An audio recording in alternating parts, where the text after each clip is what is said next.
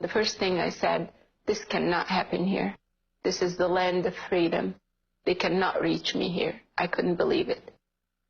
For more than 10 years, Amani Mustafa and her 2 children were on the run in the United States, hiding from her ex-husband and his brother.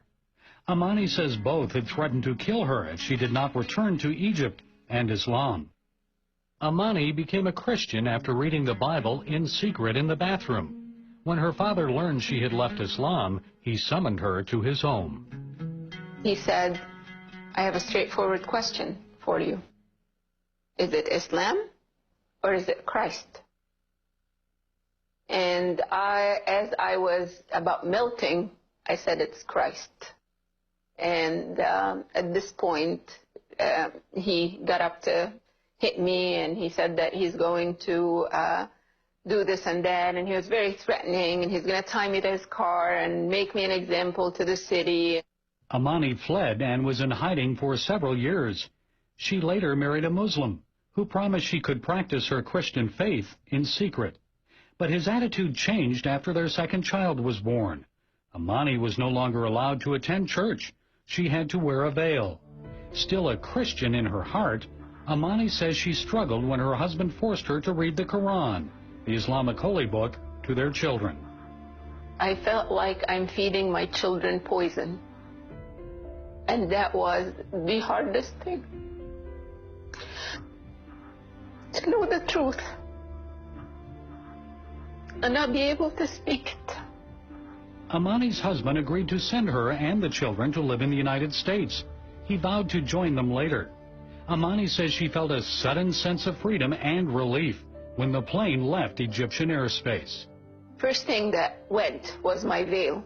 That terrified my son as he looked at me and he said, Mom, you're going to go to hell. And I said, son, we just left. Once in America, Amani recommitted herself to Christ. That's when the persecution returned. When she told her husband that she was filing for divorce, he demanded the kids be brought back to Egypt and Islam. He said Amani would pay a price for her decision. He sent his brother after us. They were listening to our conversations. For myself and my family, my mom also. And there were people surveilling us. And, you know, I didn't know that this would even happen. Amani and her children fled to another state where her husband could not find them.